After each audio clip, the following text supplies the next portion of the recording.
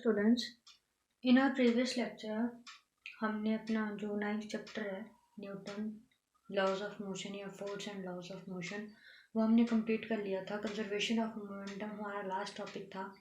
हमने उससे रिगार्डिंग एक डेरिवेशन करी थी और Newton third law of motion पढ़ा था लास्ट लेक्चर में। अब हम उससे रिलेटेड कुछ एग्जांपल्स करेंगे, ठीक है। तो ये आपकी बुक में है एग्जांपल 9.6, आप चाहो तो वहाँ से भी देख सकते हो, ठीक है। A bullet of mass 20 gram is horizontally fired with a velocity of 150 metre per second.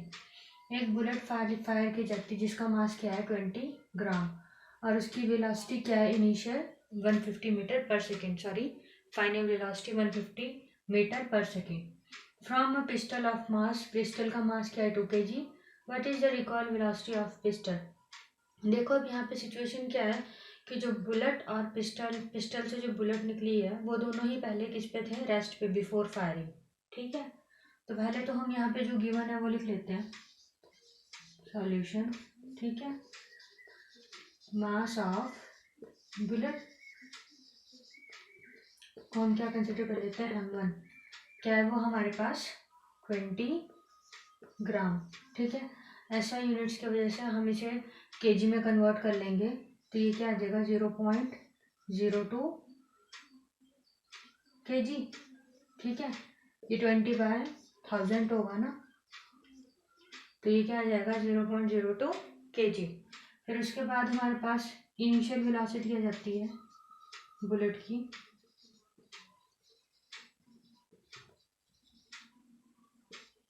उसको हम जो बुलेट है बस हम उसे क्या कंसिडर करेंगे 1, ठीक है। तो अब मैं बार बार नहीं लिखूंगी बुलेट और गन।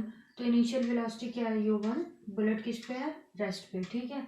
उसी तरह हमारे पास अब आ जाती है गन, तो मास ऑफ गन क्या है हमारे पास 2 kg। Initial velocity of gun क्या है वो भी 0, ठीक है। ये हमारे पास दो चीजें होगी m1 m2 और u1 u2, ठीक है। अब हमें फाइनल वेलोसिटी बुलेट की गिवन है, तो हमें क्या गिवन है v1 = 150 metre per second. Final velocity को हम v से शो करते हैं ना, और हमें क्या फाइंड आउट करना है what is the recoil velocity. Recoil velocity मतलब फाइनल वेलोसिटी ऑफ बुलेट, ठीक है, वो फाइंड आउट करनी है। क्योंकि जो बुलेट जब फायर होगी तो जितनी वो आगे की फोर्स, जिस फोर्स से वो आगे की तरफ जाएगी उतनी ही फोर्स वो बैकवर्ड डायरेक्शन में लगाती है ना, ठीक है। तो हमें इसीलिए वो जो फोर्स लगाएगी उसकी वेलोसिटी क्या फाइंड आउट करनी है। तो according to Newton's, N capital आ गया, Newton's third law of motion, ठीक है, मोमेंटम बिफोर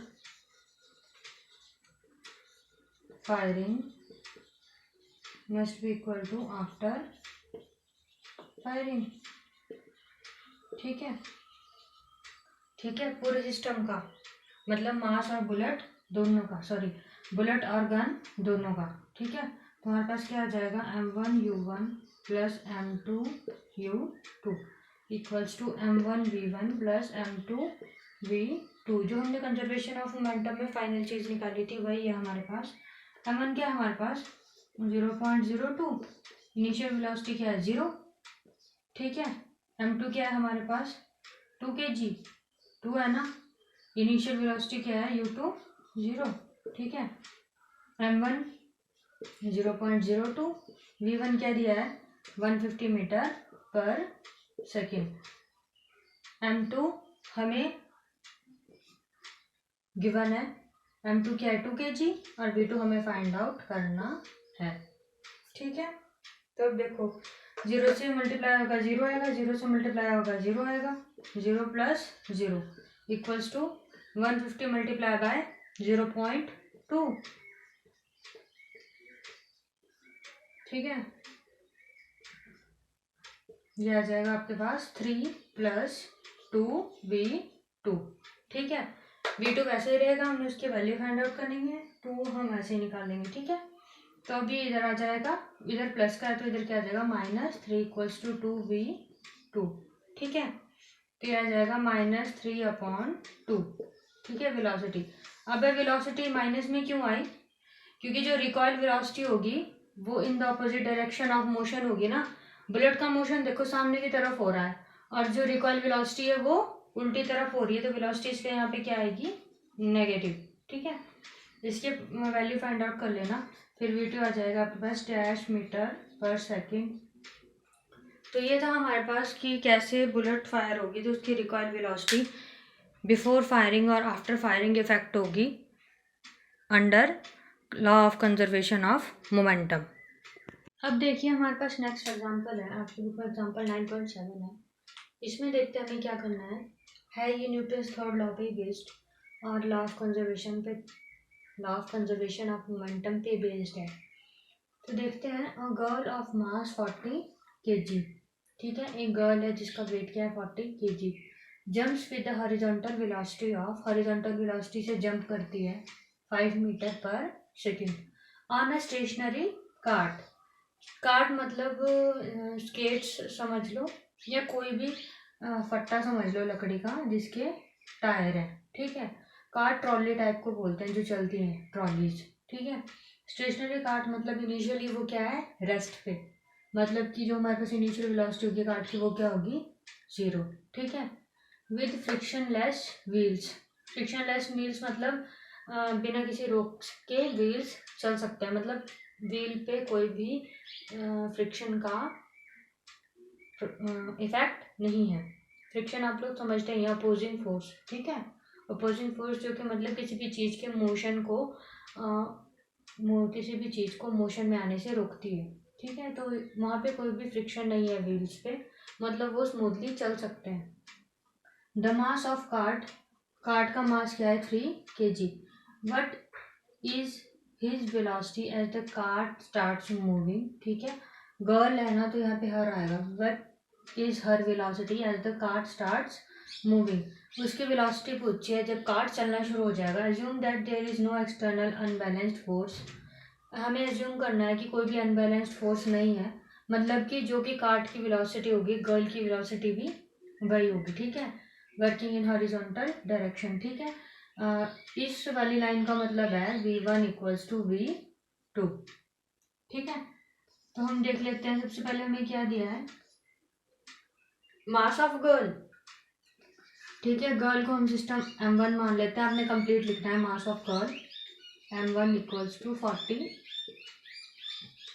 kg, ठीक है। गर्ल जंप करती है with the initial velocity of u1, क्या है हमारे पास 5 मीटर/सेकेंड। यहाँ पे आप लिखोगे इनिशियल वेलोसिटी ऑफ गर्ल, ठीक है, दैट इज 5 मीटर/सेकेंड। अब हमारे पास दूसरा सिस्टम क्या है यहाँ पे, कार्ट, तो यहाँ क्या आ जाएगा, मास of cart that is m2, वो कितना है 3 kg। कार्ट इज स्टेशनरी, तो हमारे पास initial velocity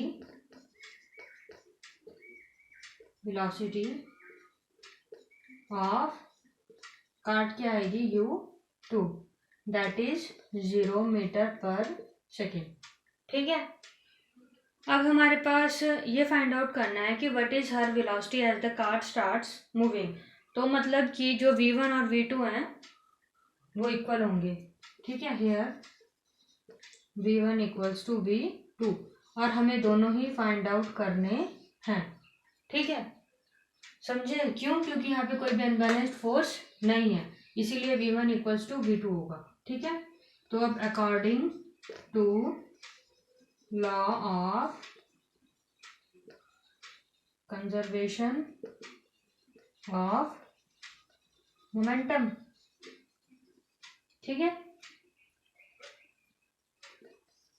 before jump, momentum before jump = after jump, ठीक है।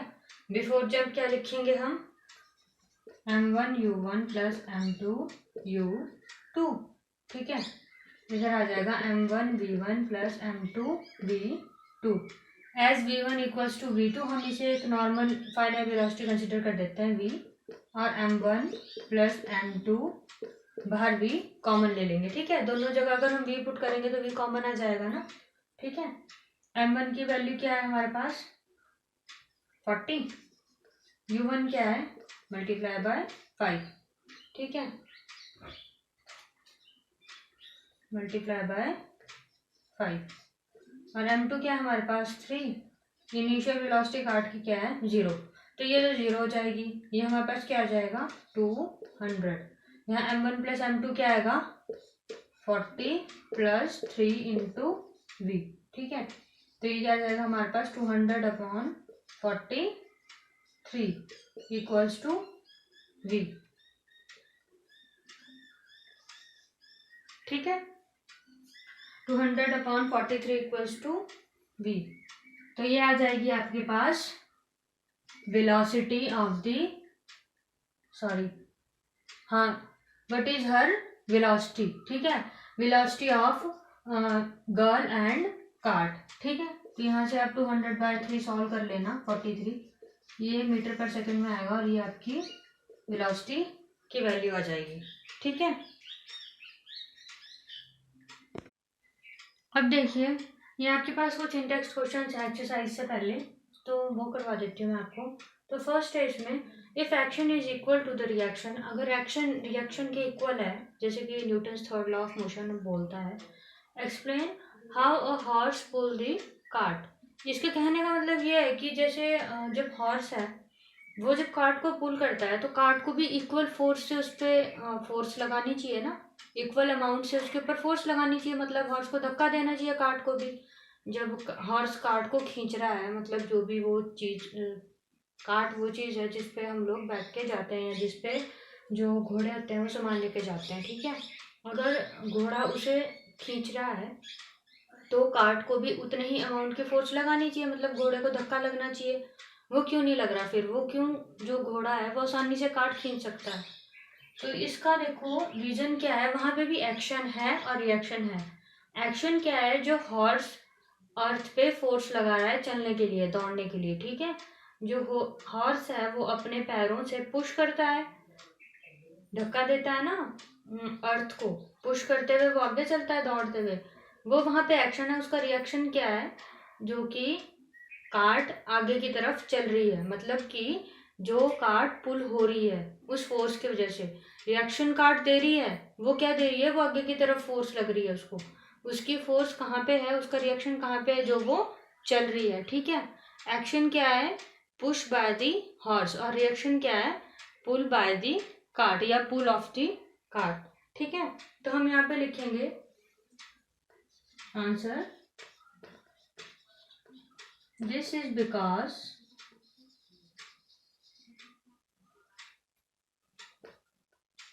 here the action is the push by the horse on the earth and reaction is motion of cart by the force, ठीक है। जो force वो horse, मान लीजिए horse की लगे, जो फोर्स वो अर्थ पे लगा रही है वही फोर्स कार्ट वापस उस पे लगा रहा है, जिसकी वजह से वो मोशन में आ रहा है, ठीक है। This is because here the action is push by the horse and on the earth and reaction is motion of the cart by the force applied on the horse by the cart. उसके बाद आप लिखोगे thus horse can pull the cart when action is equal to the reaction, ठीक है। अब next है हमारे पास, explain why it is difficult for a fireman to hold अ हॉज। हॉज क्या होता है? जब आग बुझाने आते हैं दमकल कर्मचारी, दमकल कर्मचारी मतलब फायर बुझाने वालों को क्या बोलते हैं? दमकल कर्मचारी, ठीक है। फायरमैन फायर बुझाने वाला, ठीक है। फायरमैन जब आग बुझाने के लिए आता है तो उनके पास ना बहुत मोटे मोटे पाइप्स होते हैं जो कि लार्ज डायमीटर वाले होते हैं, ठीक है। जब वो आग बुझाने जाते हैं तो उस डायमीटर के पाइप का जो ओपनिंग होती है उसे क्या बोलते हैं? होज, ठीक है। तो उस होज को पकड़ना इतना मुश्किल क्यों होता है? Which is ejecting water at a high velocity. उसमें से क्या है? बहुत तेज धार वाला पानी निकल रहा होता है, बहुत तेजी से, एट अ हाई वेलोसिटी। क्यों मुश्किल होता है? ठीक है, इसका एक्सप्लेनेशन क्या है? लॉ वही बेस्ड है, law of conservation of momentum, ठीक है। जितनी वेलोसिटी से पानी निकल रहा होगा उतनी वेलोसिटी से फोर्स वापस लगेगी मैन पे, ठीक है।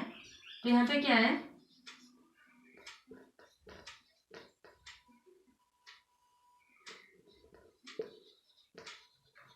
This is because the high velocity water coming out of the hose apply an equal amount of backward force in the on the fireman, therefore disturbing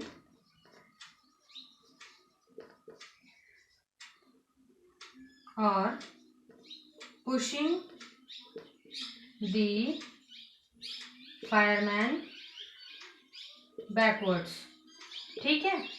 वो जो फोर्स है वो फायरमैन को पीछे की तरफ धक्का देती है, जिसकी वजह से क्या होता है? फायरमैन को खड़ा रहना मुश्किल हो जाता है। इसीलिए इट इज़ डिफिकल्ट, इसीलिए जो वो होज होता है जिससे कि बहुत लार्ज अमाउंट ऑफ वाटर निकल रहा होता है वो पकड़ने में मुश्किल होता है, क्योंकि जब बार बार इंसान को पीछे की तरफ धक्का लगता रहेगा तो वो एक जगह पे टिके कैसे खड़ा रहेगा? जब वो टिका खड़ा नहीं रह सकता तो फिर उसके लिए आग बुझाना भी मुश्किल हो जाएगा। Therefore it is difficult for a fireman to hold a horse, ठीक है। अब नेक्स्ट है हमारे पास न्यूमेरिकल है, ये आपको खुद सॉल्व करना है, मैं सिर्फ हिंट दूंगी इसे कैसे सॉल्व करना है। For a rifle of mass 4 kg, ठीक है, a bullet of 50 gram is fired with a velocity of 35 metre per second, ठीक है। बुलेट की वेलोसिटी दी है, calculate the initial recoil velocity. Initial recoil velocity find out करनी है आपको, ठीक है। तो यहाँ पे बुलेट की वेलोसिटी आपको दे दी है और आपको initial recoil velocity find out करनी है। तो हम नोट कर लेते हैं यहाँ पे हमें क्या क्या दिया हुआ है। m1 equals to 4 kg। जो m2 है that is mass of bullet, mass of bullet ये दिया हुआ है 50 ग्राम, इसे हम kg में कन्वर्ट कर लेते हैं तो ये क्या आ जाएगा? 50/1000 0.05 kg। देखो फायर होने से पहले जो बुलेट और गन है वो दोनों ही रेस्ट पे हैं, तो U1 equals to U2 equals to 0 metre per second, ठीक है, ये लेना है। और जो फाइनल वेलोसिटी है हमारे पास गन की वेलोसिटी दी नहीं है, ठीक है, बुलेट की वेलोसिटी हमें दी हुई है 35 मीटर पर सेकेंड, ठीक है। तो according to law of conservation of momentum लिखना है आपने, और उसके बाद क्या कर देना है? m1 u1 equal plus m2 u2 equals to m1 v1 plus m2 v2। ये वाला सेक्शन तो देखो पूरा 0 आ जाएगा क्योंकि 0 है, तो इधर आपके पास क्या आ जाएगा? m1 क्या है? 4, v1 आपको फाइंड आउट करना है, ठीक है, और m2 क्या आपके पास? 0.05, ठीक है। v1 आपको क्या, v2 क्या दिया हुआ है? 35 मीटर पर सेकेंड। तो यहाँ से आप v1 फाइंड आउट कर लेना, मीटर पर सेकेंड में आएगा, ठीक है। ये न्यूमेरिकल सॉल्व कर लेना और अगर ना आए तो मुझसे पूछ लेना। अब ये हमारे पास लास्ट इन टेक्स्ट क्वेश्चन है जो एक्सरसाइज से पहले गिवन है आपके पास, लास्ट न्यूमेरिकल है, तो इसमें देखते हैं two objects of masses 100 gram and 200 gram. साथ के साथ नोट करती रहती हूँ। M1 is equal to 100 gram, M2 is equal to 200 gram. ठीक है, इसमें आपको ऑब्जेक्ट 1 ऑब्जेक्ट 2 लिखने की जरूरत नहीं है, M1 M2 डायरेक्ट लिख देना क्योंकि इन्होंने सिंपल 2 ऑब्जेक्ट्स लिखा है। ठीक है, are moving along same line and same direction. Same line और डायरेक्शन में चलना with velocities, initial velocities given है u1 equals to 2 metre per second. ठीक है, और u2 कितना गिवन है 1 मीटर पर सेकेंड। ठीक है, अब यहाँ पे ध्यान देने वाली बात क्या है कि इसे आपको कन्वर्ट करना पड़ेगा। ठीक है, तो M1 क्या आ जाएगा आपके पास 0.1 kg और M2 क्या आ जाएगा आपके पास 0.2 kg। 100/1000 2-3 बार बता दिया है। अब एक्सरसाइज के क्वेश्चंस में जब न्यूमेरिकल खुद दूंगी तो कन्वर्जन नहीं बताऊंगी। ठीक है, तो देखते हैं नेक्स्ट क्या है हमारे पास। They collide and after the collision the first object moves at velocity of, first object की फाइनल वेलोसिटी दी हुई है। ठीक है, v1 क्या दिया है 1.67 metre per second. Determine the velocity of second object, direct पूछा है, v2 फाइंड आउट करना है। ठीक है, अब यहाँ लिखोगे according to law of conservation of momentum. ठीक है, मोमेंटम